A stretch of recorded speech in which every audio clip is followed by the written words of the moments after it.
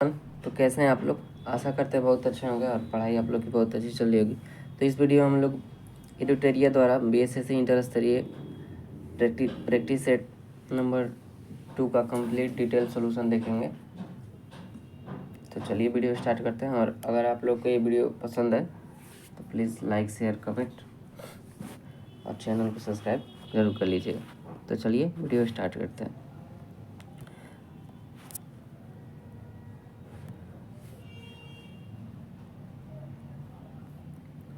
पहला क्वेश्चन है, रोग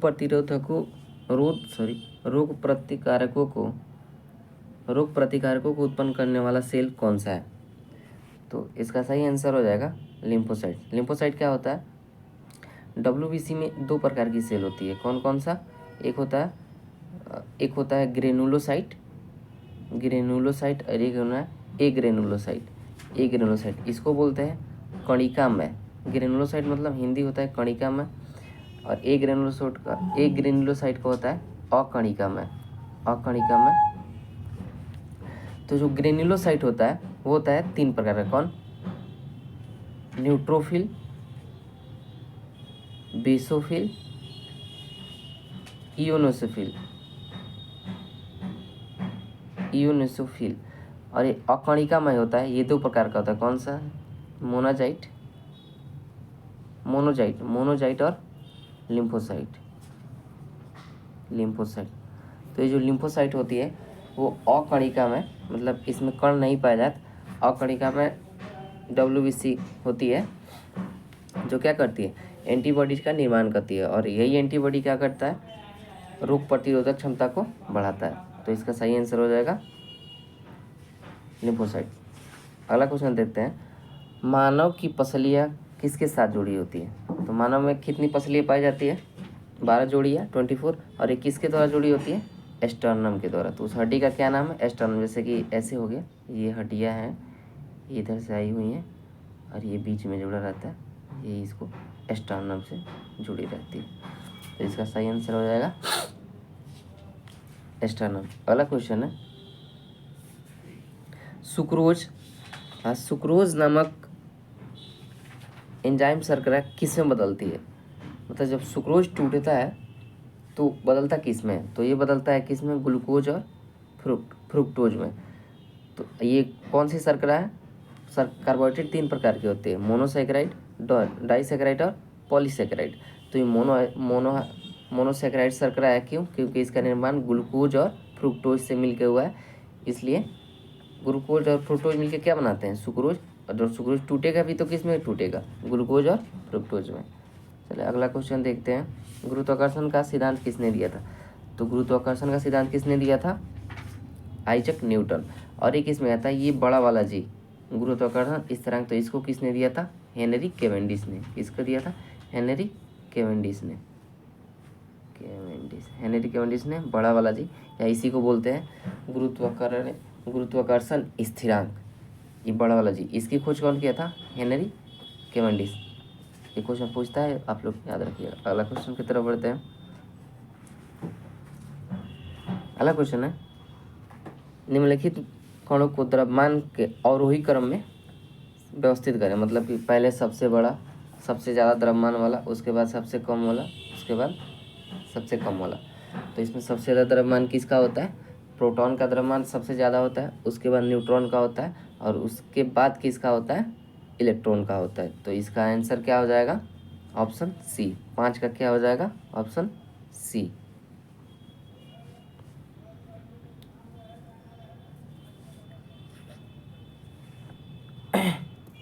चलिए अब अगले क्वेश्चन की तरफ बढ़ते हैं।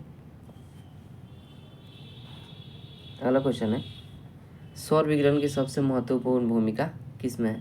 तो सौर विकिरण की सबसे महत्वपूर्ण भूमिका किसमें है? जल चक्र में। किसमें है? जल चक्र में।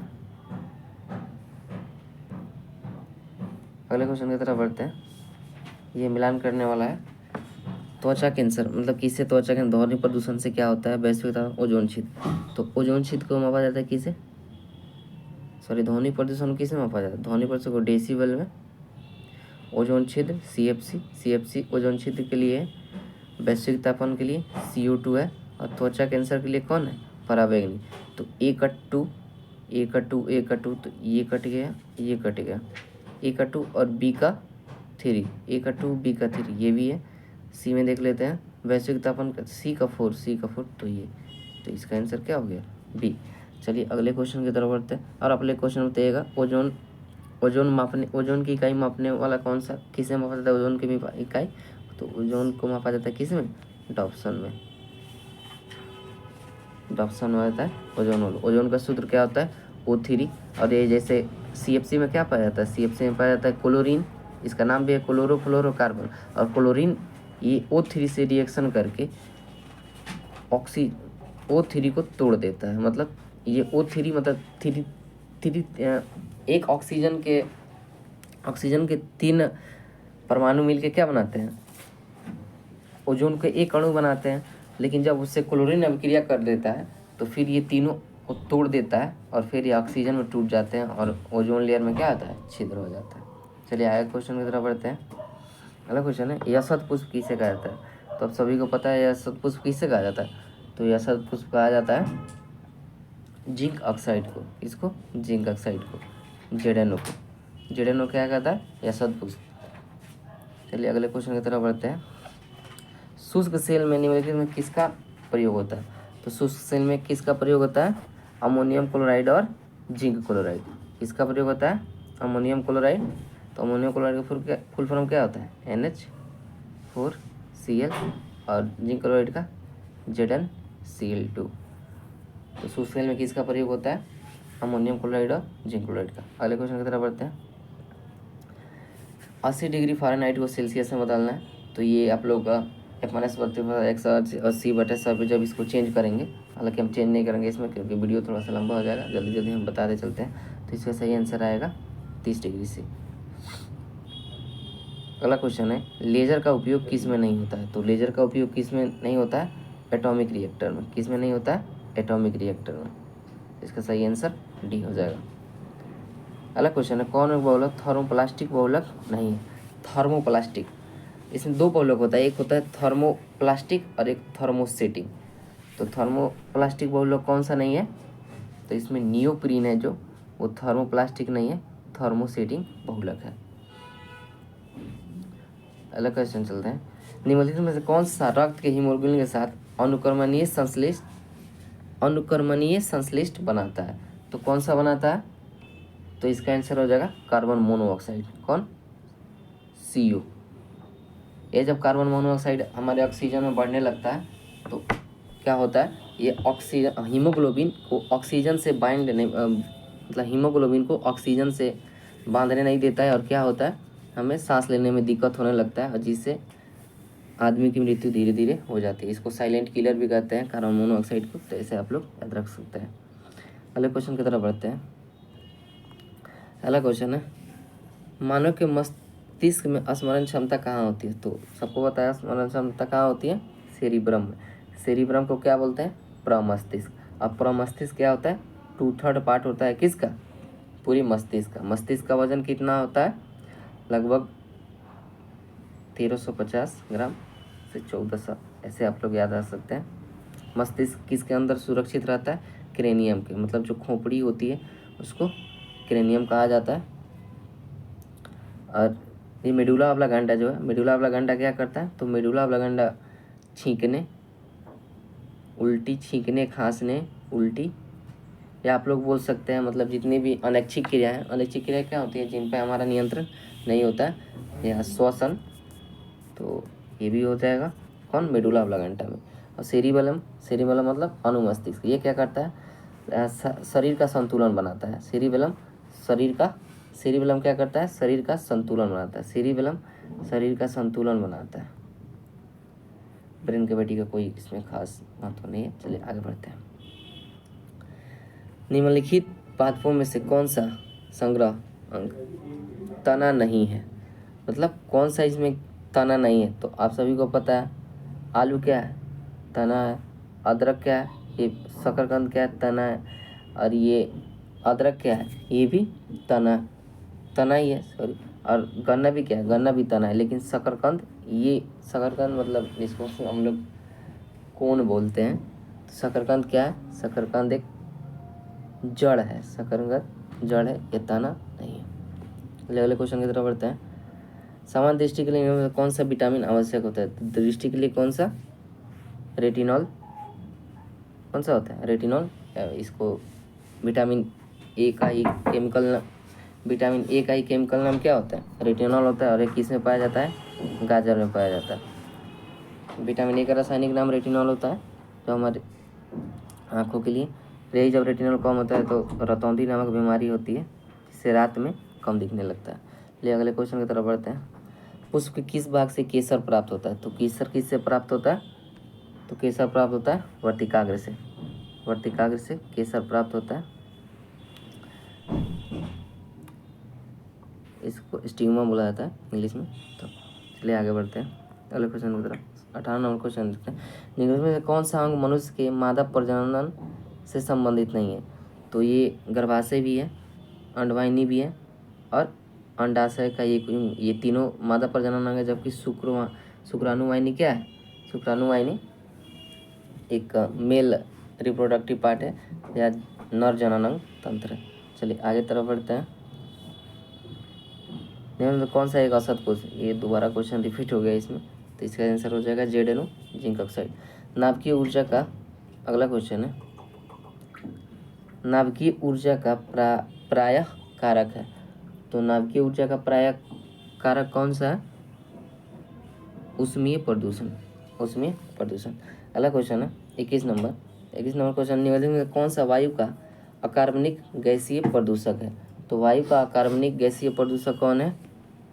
ये हाइड्रोजन साइनाइड, हाइड्रोजन साइनाइड और हाइड्रोजन सल्फाइड, ये दोनों है। तो इसका आंसर कौन हो जाएगा? ये दोनों हो जाएगा। अगले क्वेश्चन की तरफ बढ़ते हैं। डायनामाइट में प्रयुक्त होने वाला रासायनिक कौन सा है? डायनामाइट में प्रयोग होने वाला रासायनिक कौन सा है? तो इसमें कौन सा होगा? ग्लाइसेरॉल ट्राइनाइट्रेट। ग्लाइसेरॉल ट्राइनाइट्रेट। तो इसका आंसर सी बिल्कुल सही आंसर है। ले आगे तरफ बढ़ते हैं। 23 नंबर क्वेश्चन, बच्चों को जन्म लेने के बाद कौन सा टीका लगाया जाता है? तो बच्चों को जन्म लेने के बाद कौन सा टीका लगाया जाता है? हेपेटाइटिस बी का। कौन सा? Hepatitis B. चलिए अगले क्वेश्चन की तरफ बढ़ते हैं। अतिचालकता क्या है? तो अतिचालकता का लक्षण क्या है? तो अतिचालकता का लक्षण है शून्य पारगम्यता। शून्य पारगम्यता। शून्य पारगम्यता। चलिए अगले क्वेश्चन की तरफ बढ़ते हैं। निम्न में कौन सा तत्व परमाणु ईंधन की श्रेणी में नहीं आता है? प्लूटोनियम, थोरियम, यूरेनियम दोनों आता है, लेकिन कैडमियम नहीं आता है। कौन सा नहीं आता है? कैडमियम। तो इसका सही आंसर क्या हो जाएगा? कैडमियम। चलिए अगले क्वेश्चन की तरफ बढ़ते हैं। वज्जी संघ का वर्णन निम्नलिखित किस पुस्तक में है? तो वज्जी संघ का पुस्तक आप सब कौन सा इसका आंसर हो जाएगा? दीर्घ निकाय। वज्जी संघ, वज्जी मतलब जिसका वैशाली इसका राजधानी था, वज्जी एक संघ था।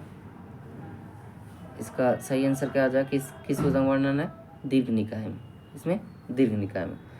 अगला क्वेश्चन है, जूते हुए खेत का प्रमाण सिंधु सभ्यता के किस स्थान से मिला है? तो जूते हुए खेत तथा ईंटों, ये दोनों का कहाँ से मिला हुआ है? कालीबंगा से। कहाँ से मिला हुआ है? कालीबंगा से मिला हुआ है। और ये कहाँ है? कालीबंगा राजस्थान में है। कहाँ है? राजस्थान में। तो इसको आप लोग याद रख सकते हैं। चलिए अगले क्वेश्चन की तरफ बढ़ते हैं। गुप्त काल में भू राजस्व की दर क्या थी? तो गुप्त काल में भू राजस्व की दर कितनी थी? जितनी कि धर्मसूत्रों में बताया गया है, 1/6। और यही मतलब सबसे अच्छा राजस्व दर माना जाता था। मतलब धर्मसूत्रों में भी जितनी पुस्तकें हैं उनमें दरें क्या निर्धारित की गई? 1/6 की गई है। तो गुप्त काल में भी कितने थे? 1/3 भाग। पहले क्वेश्चन उत्तर बताते हैं। कालाशोक कौन वंश से संबंधित है? तो कालाशोक किस वंश से? शिशुनाग वंश। शिशुनाग वंश से,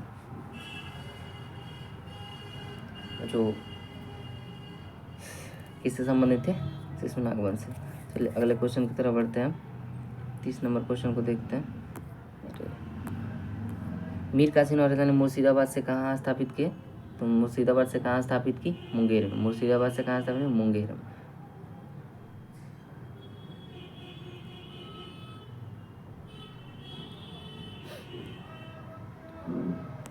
अगले क्वेश्चन की तरफ बढ़ते हैं। अगला क्वेश्चन है, दिल्ली के लाल किले में मोती मस्जिद का निर्माण किसने करवाया था? तो दिल्ली के लाल किले में मोती मस्जिद का निर्माण किसने करवाया? औरंगजेब ने। किसने? औरंगजेब ने। स्वराज दल की स्थापना बिहार में किसने की थी? तो स्वराज दल की स्थापना बिहार में किसने की थी? श्री कृष्ण सिंह। श्री कृष्ण सिंह कौन थे? बिहार के प्रथम मुख्यमंत्री भी थे। तो स्वराज दल की स्थापना बिहार में श्री कृष्ण सिंह ने की थी। अगला क्वेश्चन है 33 नंबर, निम्नलिखित में किस सुल्तान ने स्वयं को नायब ए खुदाई किसने कहा था? तो नायब ए खुदाई किसने कहा था? बलबन ने। जी, बलबन ने क्या कहा था? नायब खुदाई जिले इलाही, मतलब इसका अर्थ होता है ईश्वर की प्रतिमा या ईश्वर का प्रतिबिंब। सिजदा पेबोस किसने चालू किया था? बलबन ने ही। नौरोज त्यौहार की भी शुरुआत किसने की? बलबन ने ही की थी। और जो इल्तुतमिश द्वारा तुर्कानी चिलगारी जो 40 सरदारों की समूह थी उसको किसने नष्ट किया? बलबन ने। रक्त एवं लौह की भी किसने शुरुआत की थी? तो बलबन ने। चलिए अगले क्वेश्चन की तरफ बढ़ते हैं। ऐसा आप लोग सुनने पे ज़्यादा फोकस कीजिएगा, लिखने में तो कुछ समझ में आएगा नहीं। चलिए अगले क्वेश्चन की तरफ बढ़ते हैं। प्रथम विश्व युद्ध कब शुरू हुआ था? तो प्रथम विश्व युद्ध की शुरुआत कब हुई थी? 1914 में। कब से चला था? 1918 तक चला था। चलिए आगे बढ़ते हैं। आत्मीय सभा की स्थापना किसने की थी? तो आत्मीय सभा की स्थापना की थी राजा राममोहन राय में। कब की थी? 1815 में। आत्मीय सभा 1815 में राजा राम मोहन राय ने। चलिए अगले क्वेश्चन की तरफ बढ़ते हैं।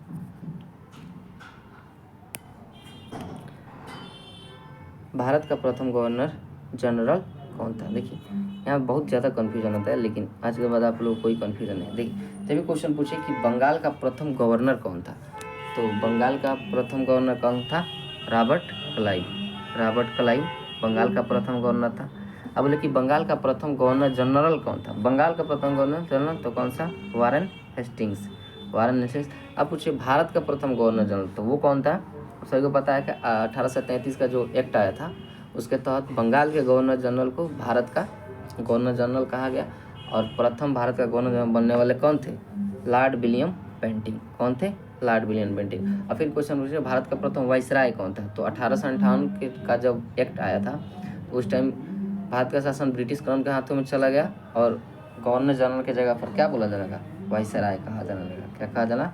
वाइसराय। तो प्रथम वाइसराय कौन बना उस टाइम? कैनिंग बना था। कौन बना था? कैनिंग। चलिए अब अगले क्वेश्चन की तरफ बढ़ते हैं। मैं समाजवादी हूँ, गणतंत्रवादी हूँ। मैं समाजवादी हूँ, गणतंत्रवादी हूँ, यह कांग्रेस के एक अधिवेशन में अपने अध्यक्षीय भाषण में किसने कहा था? तो ये किसने कहा था? जवाहरलाल नेहरू ने। और किसने कहा था? जवाहरलाल नेहरू ने। और ये जवाहरलाल नेहरू 3 बार कांग्रेस के अध्यक्ष चुने गए हैं। कब 1929, जहाँ पे इन्होंने 1929, 1936 और 1937 तीनों में इन्होंने चुने गए।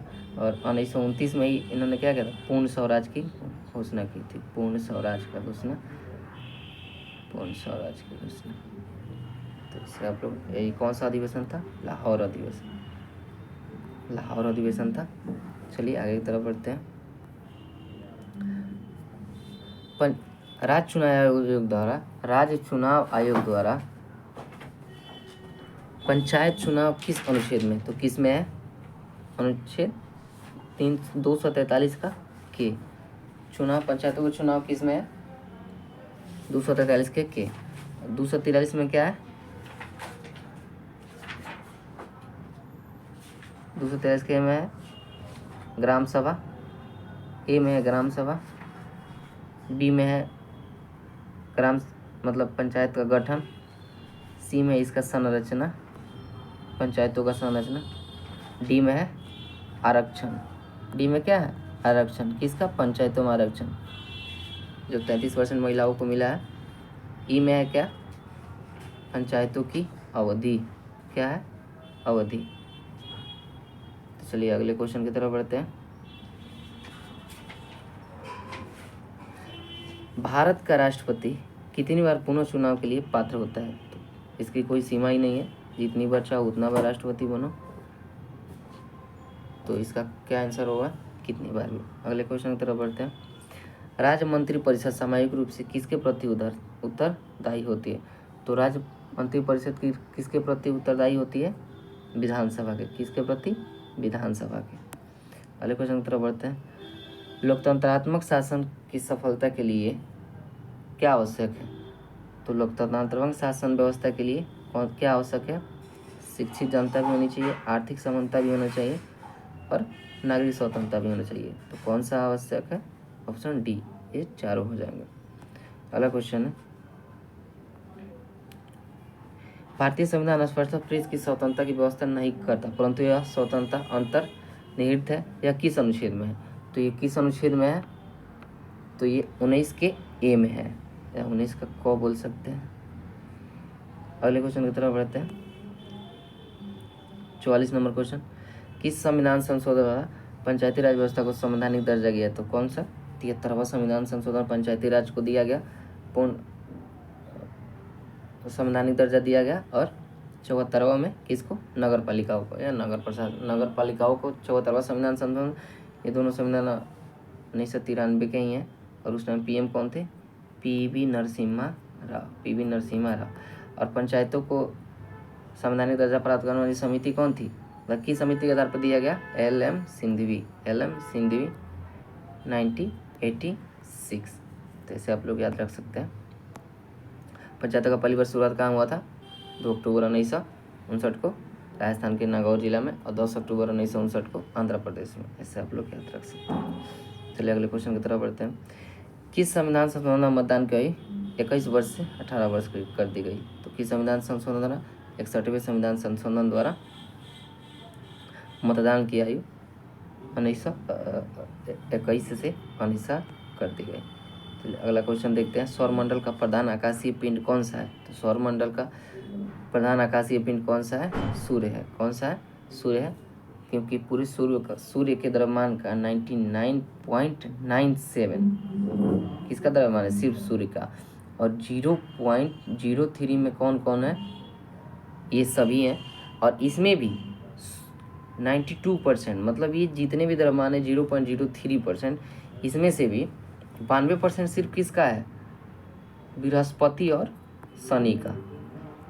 तो समझ रहे आप लोग? पूरे सौरमंडल में 99.97 सूर्य का द्रव्यमान है और 0.03 में पूरे ग्रह हैं। और उसमें भी मतलब जितने भी ग्रह, सभी ग्रहों के द्रव्यमान है, उसमें भी 92% सिर्फ बृहस्पति और शनि का है। तो इसका सही आंसर क्या हो जाएगा? सूर्य हो जाएगा। चलिए अगले क्वेश्चन की तरफ बढ़ते हैं। दक्षिणी गोलार्ध में सबसे बड़ा दिन कब होता है? तो उत्तरी गोलार्ध में सबसे बड़ा दिन 21 जून को, और दक्षिणी गोलार्ध में सबसे बड़ा दिन कब होता है? 22 दिसंबर को। कब होता है? 22 दिसंबर को। तो 21 जून और 22 दिसंबर आप लोग याद रख सकते हैं। अगला क्वेश्चन है, भारतीय हिमालयी क्षेत्र की सबसे ऊंची चोटी कौन है? तो भारतीय हिमालय क्षेत्र की सबसे ऊंची चोटी कौन है? कंचनजंगा। अगला क्वेश्चन है, बिहार में 2001 से 11 के जनसंख्या के दौरान जनसंख्या वृद्धि कितनी थी? तो जनसंख्या वृद्धि कितनी थी? 25.4%। कितनी थी? 25.4%। अब क्वेश्चन पूछे कि सबसे ज़्यादा जनसंख्या वृद्धि किस जिले में थी? तो किस जिला में थी? मधेपुरा में। किस जिला में? मधेपुरा में। अच्छा, सबसे ज़्यादा जनसंख्या किस जिला का है? तो सबसे ज़्यादा जनसंख्या पटना जिला का है। सबसे बड़ा क्षेत्रफल में कौन सा जिला है? तो पश्चिमी चंपारण।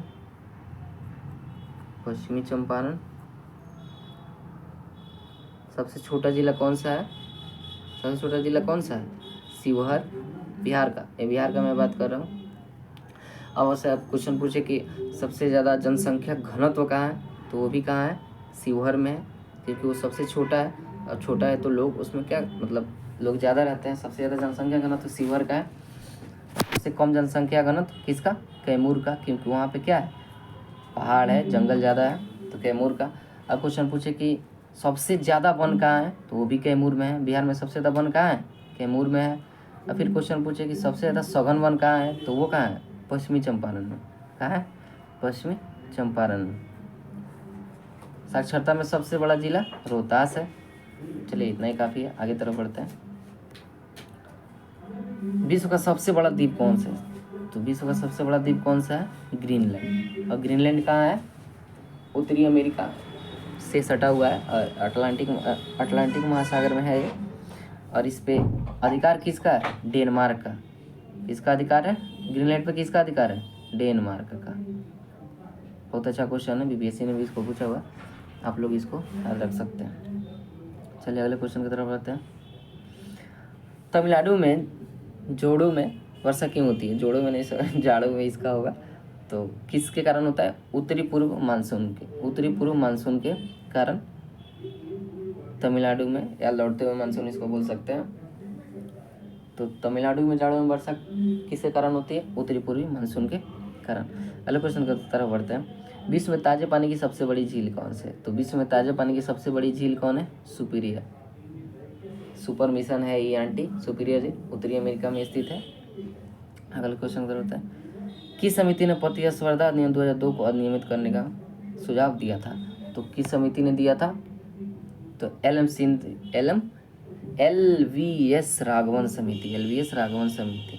प्रतिस्पर्धा अधिनियम 2002 को अधिनियमित करने का सुझाव किसने दिया था? LVS राघवन समिति। चलिए अगले क्वेश्चन की तरफ बढ़ते हैं। गरीबी रेखा निर्धारण करने के लिए कौन सा संगठन सर्वेक्षण करता है? तो गरीबी रेखा का निर्धारण कौन करता है? NSCO। कौन? NSSO।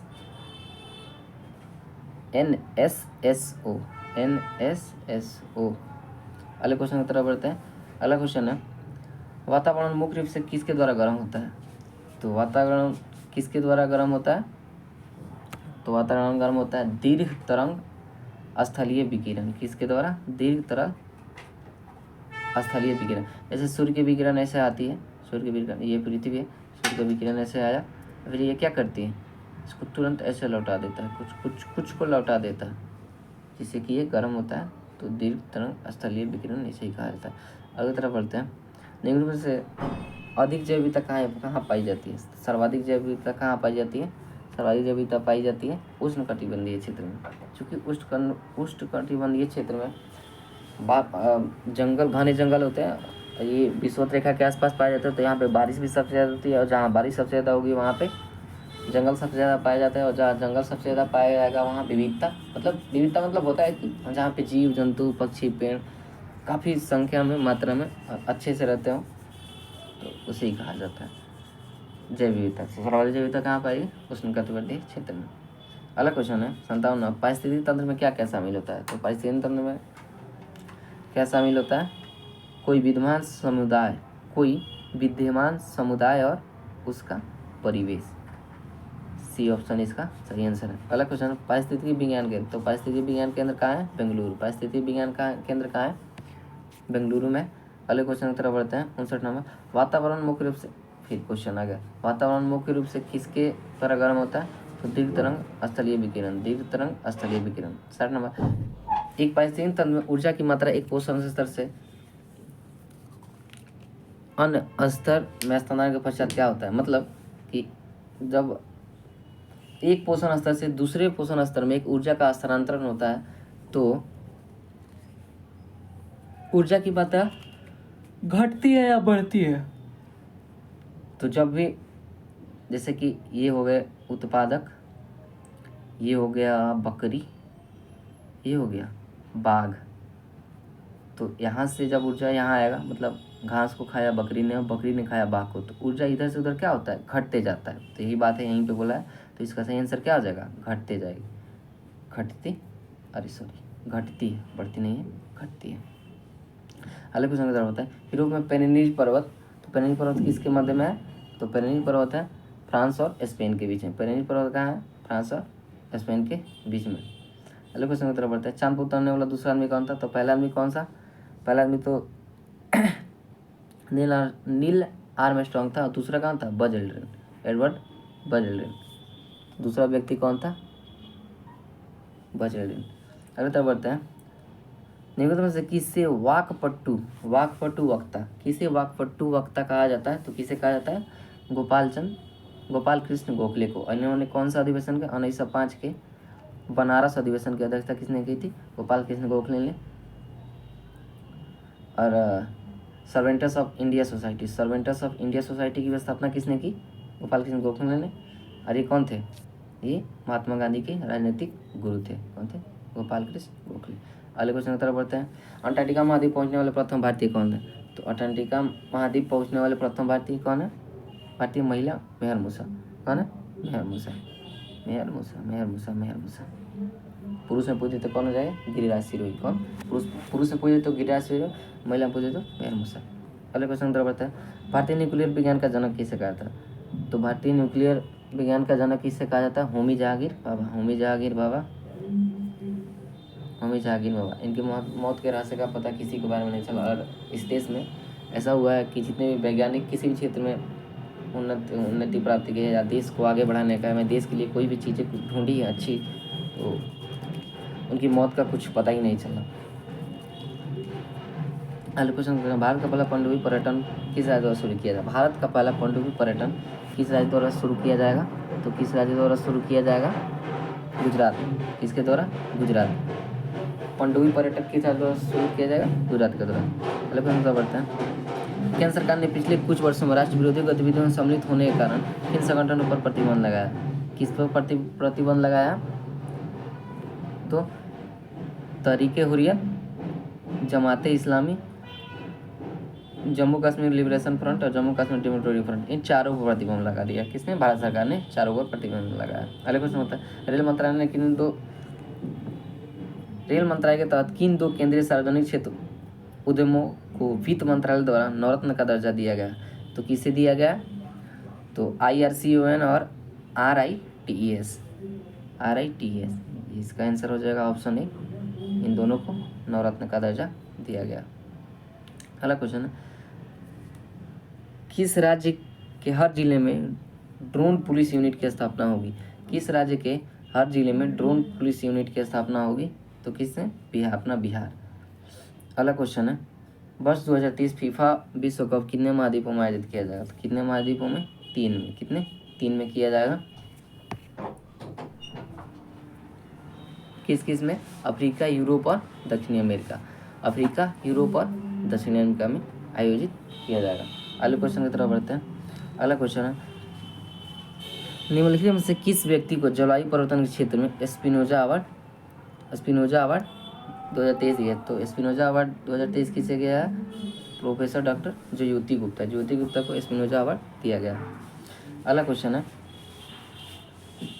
मिशन इन्वेस्टिगेशन @75 किस राज्य द्वारा लॉन्च किया गया, जिसका उद्देश्य 75 दिनों में सभी FIR की जांच पूरी करना है? तो किसके द्वारा किया गया? ये बिहार के द्वारा। किसके द्वारा? बिहार के द्वारा। वर्ष 2023 के एशियाई खेलों में भारत ने कितने पदक जीते हैं? तो भारत ने कितने पदक जीते हैं? कुल 107। कितने? 28, 38 और 41। गोल्ड, सिल्वर, ब्रॉन्ज, ऐसे आप लोग याद रख सकते हैं। चलिए अगले क्वेश्चन की तरफ बढ़ते हैं। 74 नंबर क्वेश्चन देखते हैं। वर्ष 2023 के नोबल किसे दिया गया? तो USA की किसे दिया है? क्लाउडिया गोल्डिन को। किसको? Claudia Goldin. कहाँ की है? USA की है। चलिए अगले क्वेश्चन की तरफ बढ़ते हैं। जॉन फासे किया था, इन्हें दिया गया साहित्य में दिया गया। चिकित्सा में कैटलिन कारिको और डी ब्यूस में, ये चिकित्सा वाले हैं। चलिए अगले क्वेश्चन की तरफ बढ़ते हैं। ऑपरेशन आयरन स्क्वाड निम्नलिखित में किस द्वारा शुरू किया गया? तो किसके द्वारा शुरू किया गया? ये इजराइल हमास के विरुद्ध में इजराइल द्वारा शुरू किया गया। अगले क्वेश्चन की तरफ बढ़ते हैं। अब मैथ का क्वेश्चन आ गया। तो मैथ के क्वेश्चन में मतलब मैं कुछ क्वेश्चन को जल्दी जल्दी बता दूंगा और कुछ को सोल्यूशन दे रहा हूँ। इसे देखिए यहाँ पर ये क्वेश्चन के छात्रों का अनुपात 3 बेंच में छात्रों का अनुपात 2, 3, 4 था। प्रत्येक बैच में 20 छात्र बढ़ते हैं तो अनुपात बदलकर 4, 5, 7 हो जाता है। तो वृद्धि से पहले तीनों बैचों छात्रों की कुल संख्या कितनी होगी? तो 3 से कितना बढ़ा? ये 2 था तो 2 से 2 बढ़ा 4, 3 बढ़ा तो ये 3 में भी 2 बढ़ा तो 5 हो गया, और 5 में भी 2 बढ़ा तो कितना हो गया? 7 हो गया। तो इसका मतलब 2 रेशियो, यही 2 रेशियो बढ़ रहा है, लेकिन छात्र कितने बढ़ रहे हैं? 20। तो 1 रेशियो का वैल्यू कितना हो गया? 10। तो बोल रहा है ना कि वृद्धि से पहले तीनों बेंचों पर छात्रों की कुल संख्या कितनी थी। तो पहले कितनी थी, 2 3 5, 5 3 8 2, 10 अनुपात। तो आपको पता है 1 अनुपात का वैल्यू कितना है, 10। तो 10 अनुपात का वैल्यू कितना हो गया, 100। तो इसका आंसर क्या हो गया, 100। चलिए अगले क्वेश्चन की तरफ बढ़ते हैं। 501 और 701 के बीच ऐसी कितनी संख्या है जो 10 से विभाज्य है लेकिन 3 से विभाज्य नहीं है। तो 501 से 201 के बीच कितनी संख्या है, 200। तो 200 बटा, तो 10 से विभाजित होने वाली कितनी संख्या है, 20। और 10 से विभाज्य होने वाली और 3 से विभाज्य, मतलब 10 से और 3 से दोनों से विभाज्य होने वाली संख्या है कितनी है, कितनी हो जाएगी, 7। तो 20 में से 7 गया कितना हो गया, 13। तो इसका सही आंसर हो जाएगा 13। अगला क्वेश्चन है, यदि 3 क्रमांक भाज्य संख्याओं का योग 36 है तो तीनों संख्या का गुणनफल क्या होगा। तो इसमें क्या करता है ना, हम लोग एवरेज निकाल लेते हैं। तो 3 संख्याओं का एवरेज क्या होगा, योग है 36, तो बटा 36 बटा 2 बराबर क्या हो गया, 12।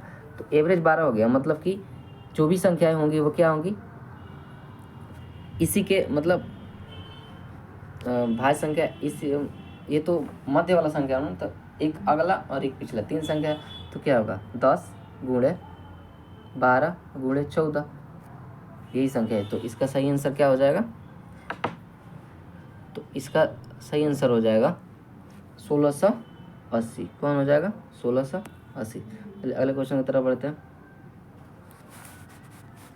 यदि दो संख्या का HCF और LCM का गुणनफल 33 21 है और एक संख्या 369 है तो HCF, आप सभी को पता है A गुणे B बराबर LCM गुणे HCF। तो इसका वैल्यू कितना दिया है, इसका वैल्यू दिया है 33 21 और ये बराबर, और ए का वैल्यू कितना दिया है 369। तो हमको यहाँ पे क्या करना है, बी का वैल्यू निकालना है। तो क्या करेंगे, इससे भाग कर देंगे। तो कितना बार में जाएगा, तो ये चला जाएगा 9 बार में। तो इसका सही आंसर क्या हो जाएगा, 9। डायरेक्ट इसमें भाग कर देंगे तो 9 इसका सही आंसर होगा। अगले क्वेश्चन की तरफ बढ़ते हैं। 80 नंबर क्वेश्चन, इसमें व्यंजक का मान निकालना है। तो जब भी ऐसा क्वेश्चन हो जाए और इन्फाइनाइट बोल दे और रूट में root root root root root दिया ही रहे, तो क्या करेंगे, उसको दो ऐसे मतलब एक का गैप लेके तोड़ लेते हैं इसको। तो 20 है तो क्या एक का गैप लेके क्या हो जाएगा, 4 गुणे 5, और जैसे ही माइनस होगा तो छोटा वाला और प्लस होगा तो बड़ा वाला लेंगे। तो इसका सही आंसर कौन सा हो जाएगा, चूँकि माइनस है तो इसमें 4 गुणे 5 20, तो माइनस वाला हो जाएगा। तो क्या हो जाएगा, इसका आंसर 4 हो जाएगा। इसका आंसर 4 हो जाएगा। अगले क्वेश्चन का बताते हैं, ओ केंद्र संख्या पी ए पी बी एक बाह्य बिंदु पी से क्रमशः ए बी बहुत जगह खींचा जाए। यदि कोण ए पी बी बराबर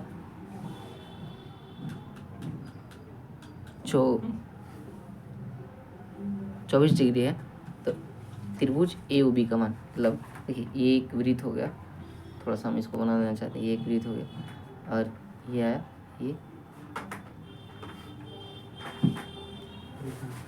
यहाँ पे इसका वैल्यू पूछा है, इसको 24 दिया है, ये हो गया ए, ये ओ और ये बी। तो ये तीनों का मिला के 180 डिग्री होता है। तो 180 डिग्री में हम जब 24 डिग्री घटा लेंगे तो इसका आंसर क्या होगा, 156 डिग्री। चलिए अब अगले क्वेश्चन की तरफ बढ़ते हैं। ए और बी का मध्य अनुपात सी है, तो बताइए कि ए स्क्वायर सी और बी स्क्वायर सी का मध्य अनुपात क्या होगा। तो मध्य अनुपात मतलब क्या होता है, मध्य अनुपात का फॉर्मूला क्या होता है, A B root A B. तो सी बराबर क्या हो गया, ए बी, यानी ए और बी बराबर क्या हो गया, सी। तो ए बी का वैल्यू क्या आ गया, सी, ए बी बराबर सी आ गया। तो ए स्क्वायर सी और बी स्क्वायर सी का मध्य अनुपात है, तो इसको हम करेंगे ऐसे, रूट अंडर ए स्क्वायर सी गुणे बी स्क्वायर सी। तो इसका मतलब हो जाएगा ए स्क्वायर गुणे बी स्क्वायर गुणे सी स्क्वायर। तो इसका मतलब हुआ, अब रूटी में रहेगा ए स्क्वायर बी स्क्वायर सी स्क्वायर, तो ये क्या हो जाएगा, ए रूट हटेगा क्योंकि चूँकि सभी स्क्वायर हैं, तो ए बी सी हो जाएगा। और ए बी का वैल्यू पहले से कितना था, सी, और ये सी स्क्वायर होगा तो सी प्लस सी स्क्वायर, तो क्या होगा, सी क्यूब। तो इसका सही आंसर क्या होगा, सी क्यूब। चलिए अगले क्वेश्चन की तरफ बढ़ते हैं। अब मैं क्वेश्चन डायरेक्ट मैथ का बताते जाता हूँ, आप लोग देख लीजिए। इसका सही आंसर हो जाएगा 27 अनुपात 43 ए बी सी कार्य क्षमता अनुपात 2:6 है। एक साथ कार्य करते हुए भी 6 दिनों में कार्य, तो क्षमता का अनुपात कितना हो गया 2 3 5, 5 2 10, सॉरी 5 3 8 2 10, और एक काम को 6 दिन में पूरा कर सकते हैं, तो 10 × 6 टोटल काम कितना हो गया 60, टोटल काम 60 हो गया। तो बोल रहा है ए 20% काम को, तो 60 का 20% कितना हो गया 6 दूनी 12, 12 काम को ए कितना दिन में करेगा, ए कर रहा है ए को 2 दिन में, उसकी क्षमता 2 है, तो 12 काम कितना करेगा 12/2 कितने दिन में 6 दिन में, इसका आंसर होगा। चलिए अगले क्वेश्चन की तरफ बढ़ते हैं। इसका भी आंसर 6 दिन होगा, आप लोग इसको सॉल्व कर लीजिएगा। मैं जल्दी में चल रहा हूँ, थोड़ा सा वीडियो लंबा हो जाएगा, जो थोड़ा आसान है उसको जल्दी से बता दे रहा हूँ। इसका इसमें सही आंसर हो जाएगा 21 मिनट। इसका सही आंसर हो जाएगा -2। ये मैंने पढ़ा नहीं है, मैं आपको नहीं बता सकता हूँ। ये अगला क्वेश्चन है, 180 डिग्री से चल रहे 108 से चल रहे एक कार को 5 सेकंड आगे निकल जाती है, तो रेलगाड़ी की लंबाई देखिए, जब भी समान डिस्टेंस होता है तो उसमें चाल को हम घटाते हैं, और चूँकि चाल भी दे दिया है और समय भी दे दिया है, तो दूरी निकाल रहे हैं, लंबाई मतलब दूरी। तो यहाँ पे क्या दिया है 180 में से 108 घटाएंगे तो 72, इसको किस में चेंज कर लेना है मीटर प्रति सेकेंड है, तो 72 × 5/18, और फिर इसको हम किस में चेंज कर टाइम से जब गुणा करने की तो दूरी निकल जाएगी, तो टाइम कितना है 5, ठीक है। अब 18 चौका 72, तो 4 5 20 5 100, इसका आंसर क्या हो जाएगा 100। चलिए अगले क्वेश्चन की तरफ बढ़ते हैं। एक स्थिर जल में एक नाव की चाल 9 किलोमीटर है और धारा की चाल 6 किलोमीटर है, तो यदि एक व्यक्ति धारा के विपरीत 45 किलोमीटर की दूरी तय करके प्रारंभिक बिंदु पर आ जाता है, तो उसके द्वारा लिया गया कुल समय, मतलब कि 45 किलोमीटर गया भी और 45 किलोमीटर आया भी, तो पूछ रहा है कि कितना समय उसको लगा होगा। तो देखिए, चूँकि नाव की चाल कितना है 9 किलोमीटर, और धारा की चाल 6 किलोमीटर, तो जब जाएगा तो ये दोनों जुड़ जाएंगे, क्योंकि उसी दिशा में फॉलो कर रहा है धारा भी, और नाव की भी चाल इतनी है, तो दोनों जुड़ जाएगा। मतलब जाते टाइम किस स्पीड से जाएगा 9 और 6 15, तो टोटल डिस्टेंस कितना हो जाएगा वहाँ पे 45, तो जाते टाइम इसको कितना समय लगेगा 15 से भाग देने में, तो कितना आंसर आएगा 3, मतलब जाते टाइम तो इसको 3 घंटा लगा, लेकिन वही आते टाइम तो अब तो धारा के विपरीत आएगा, तो चाल घट जाएगा, क्योंकि तो 9 में से 6 गया 3, अब आएगा कितने के स्पीड से 3 किलोमीटर प्रति घंटा के स्पीड से, और टोटल डिस्टेंस तो उतना ही है, तो ये कितना हो जाएगा 45/3 = 15, तो 15 आने में और 3 जाने में, तो इसको टोटल कितने समय लगे 15 3 18 घंटे, ठीक है। चलिए आगे तरफ बढ़ते हैं। 90 नंबर क्वेश्चन, एक परीक्षा में 48% छात्र विज्ञान में उत्तीर्ण हुए, जबकि 56% छात्र गणित में अनुत्तीर्ण हो गए। यदि 32% छात्र दोनों में असफल रहे, तो दोनों विषयों में कितने % सफल हुए। तो यहाँ पे देखिए, यहाँ पे उत्तीर्ण है, यहाँ भी अनुत्तीर्ण है, तो पहले इसमें भी हम अनुत्तीर्ण निकाल लेते हैं। तो अगर विज्ञान में 48% फेल हुए होंगे, तो पास कितने होंगे 52%, किसमें साइंस में, ठीक है। ऐसे साइंस कर देते हैं इसको, और फिर मतलब साइंस में भी कितने फेल हो गए 52%, जबकि मैथ में कितने हो गए 56%, किसमें मैथ में, और 32% क्या हुए दोनों में। तो यह क्या करता है ना, हम लोग दोनों घटा लेते हैं, तो ये क्या हो गया 20, ये हो गया 20, चूँकि ये तो दोनों में है, लेकिन अगर स्पेशल साइंस का देखा जाए तो 20 तो इसमें हुए फेल, फिर ये 32 इसमें कॉमन वाला इसमें जोड़ देते हैं, और फिर इस 36 में से कितना गया 32, तो ये कितना हो गया 24, हाँ 24। अब इसको टोटल हम जोड़ेंगे तो कितना हो जाएगा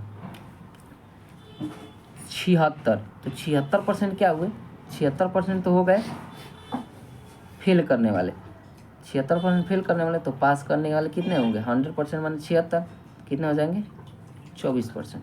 चलिए अगले क्वेश्चन की तरफ बढ़ते हैं। 91 नंबर, कुछ क्वेश्चन है जो आप लोग उसको बना लीजिएगा। इसका आंसर हो जाएगा 5% हानि, चूँकि ये आसान क्वेश्चन है। इसका आंसर हो जाएगा 8:9, ये भी आसान क्वेश्चन है। लंबा वीडियो थोड़ा सा चला जाएगा, वैसे आप लोग जब बोलिएगा अगर अगले वीडियो में, तो मैं इसका डिटेल सॉल्यूशन भी लाऊंगा, क्योंकि लंबा हो जाए, मैं पहली बार ही बना रहा हूँ, इसीलिए मैं इसका आंसर नहीं बता रहा हूँ। जल्दी मैं इसको टिक करवा दे रहा हूँ। इसका आंसर 15% 15 रुपये हो जाएगा। इसका आंसर होगा 16,450.50, सॉरी 95 नंबर का आंसर हो जाएगा। 95 नंबर का 46.1/2 वर्ष, 46.1/2 वर्ष। अगला क्वेश्चन हो जाएगा 6400, इसका आंसर 6400 होगा। इसका आंसर हो जाएगा 68। देखिए कैसे होगा, इससे चलिए हम वीडियो लंबा होगा तो इसका आंसर हो जाएगा 98 नंबर। तो 98 नंबर का आंसर हो जाएगा 13.1 centimetre square, 13.1 centimetre square. 99 number का आंसर हो जाएगा 0। अगले क्वेश्चन की तरफ बढ़ते हैं। 100 नंबर क्वेश्चन का आंसर हो जाएगा 378। क्या हो जाएगा? 378। ये सब रीजनिंग है, रीजनिंग का मैं आंसर बताते चलता हूँ, आप लोग सॉल्व इसको कर लीजिएगा बिल्कुल एक बार। 100 नंबर हो गया 101। तो 101 का आंसर होगा दक्षिण पश्चिम। कौन सा होगा? दक्षिण पश्चिम, दक्षिण पश्चिम। 102 का आंसर हो जाएगा 153। ये तो आसान है, आप लोग कर लीजिएगा इसको। 102, अरे 102 का हो जाएगा 153। अगला क्वेश्चन है 103। तो 103 का आंसर हो जाएगा 29। कितना? 29। 153 का आंसर कितना हो जाएगा?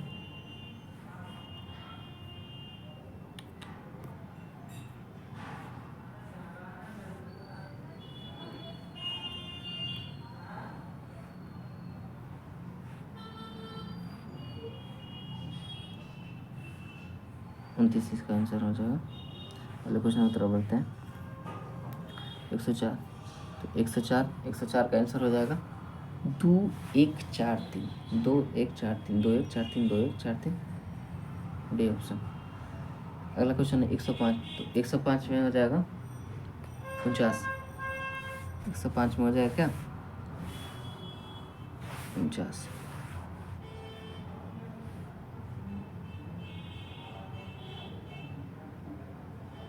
इसमें क्या हुआ ना, 1 + 5 का स्क्वायर किया है तो 6 हो गया। तो आप लोग क्या करेंगे? 2 + 5 का स्क्वायर,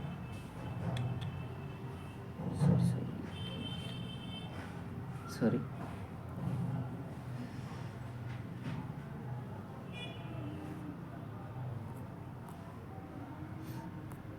कितना नंबर क्वेश्चन था? तो जब आप 2 और 5 का स्क्वायर जोड़ेंगे तो कितना हो जाएगा? 7। तो 7 का स्क्वायर, 2 5 7 का स्क्वायर कितना हो जाएगा? 49। तो 106 नंबर को देखते हैं। सी, 106 का आंसर हो जाएगा सी। 107 को देखते हैं। तो 107 का आंसर हो जाएगा 22 बार, है ना? 22 बार। 108 का आंसर हो जाएगा जी। 108 का आंसर होगा जी। 109 का आंसर हो जाएगा convent, convent, convent, CONVENT, CONVENT, C option. 110। तो 110 का आंसर हो जाएगा, ऐसे आप लोग सब इसको एक बार बनाइएगा जरूर। 110 का आंसर हो जाएगा कलम, आ जाएगा कलम। अगले क्वेश्चन का बताते हैं 111। तो 111 का आंसर हो जाएगा पुत्रवधू, मतलब बहू। 112 का आंसर हो जाएगा उत्तर पूर्व, उत्तर पूर्व। 113। 3 चौका 12, चौका 48, 53 3 15, 7 कितना हो जाएगा? 105। तो इसका आंसर 7 हो जाएगा। अगले क्वेश्चन की तरफ बढ़ते हैं। इसका भी आंसर हो जाएगा 49। क्यों होगा? देखिए 8 में से 3 गया, 5 का स्क्वायर 25, तो 9 में से 2 गया, 7 का स्क्वायर 49। अगला क्वेश्चन है 115। यहाँ 20 को चुना है। तो देखिए ये क्या है ना, ये देखिए ये 1 है, तो 1 में 2 जोड़ा है तो 3, और फिर 2 में जोड़ा है तो कितना? 1 में 2 जोड़ा 3, और 2 में 2 जोड़ा 4, फिर यहाँ पे 4 में 2 जोड़ा 6, और 5 में 2 जोड़ा 7। यहाँ पे तो 5 में 2 जोड़ा 7, और 6 में 2 जोड़ा 8। लेकिन यहाँ पे देखिए 2 में 1 ही जोड़ा है, तो पहला कौन हो जाएगा? ये हो जाएगा सी ऑप्शन। चलिए अगले क्वेश्चन की तरफ बढ़ते हैं। 116। तो 116 का आंसर हो जाएगा सी, एम होगा। 116 का आंसर सी, एम होगा। 117 का आंसर बी होगा, HEG, HEG। 117 हो गया। 118 नंबर क्वेश्चन को देखते हैं।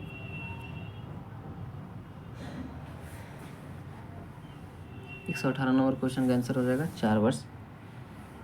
4 वर्ष। आप लोग बोलिएगा तो मैं मैथ और रीजनिंग को भी डिटेल में कराऊंगा बहुत अच्छे ट्रिक से, चूँकि लंबा वीडियो हो जाएगा, पहली बार मैं बना रहा हूँ, इसीलिए इसका मैं आंसर ही बताते चल रहा हूँ। चलिए आगे की तरफ बढ़ते हैं। 119, तो 119 नंबर का क्वेश्चन का आंसर होगा ए ऑप्शन हो जाएगा। 120 को देखते हैं, तो 120 का आंसर होगा 332। 121 को देखते हैं, 121 का हो जाएगा LBFSC। 122 का आंसर हो जाएगा, 122 का आंसर होगा सासुआ। 123 का आंसर हो जाएगा 108।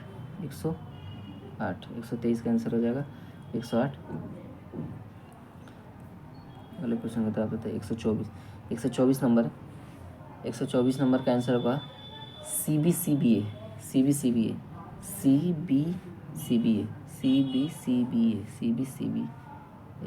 आंसर डी हो जाएगा। 125 का आंसर होगा 179। अगले क्वेश्चन की तरफ बढ़ते हैं। 126, तो 126 का आंसर हो जाएगा 4। कितना होगा 4। 127 का आंसर हो जाएगा 55। हो जाएगा 55। 128, तो 128 का हो जाएगा 8। 100, अब देखिए कालक्रम के अनुसार सजाना है। ये हमारे देश के राष्ट्रपति लोग हैं और इनको सजाना है। तो सबसे पहले एक आ जाएंगे, सॉरी 2 आ जाएंगे, तो राजेंद्र प्रसाद, और 2 के बाद 1, राजेंद्र प्रसाद के बाद 1 एस राधाकृष्णन आए थे, तो 2 है। उसके बाद जाकिर हुसैन थे, वो तो नहीं, बीबी गिल। उसके बाद 2 1 4। ये तो 2 ऑप्शन खत्म, ये 2 ऑप्शन खत्म।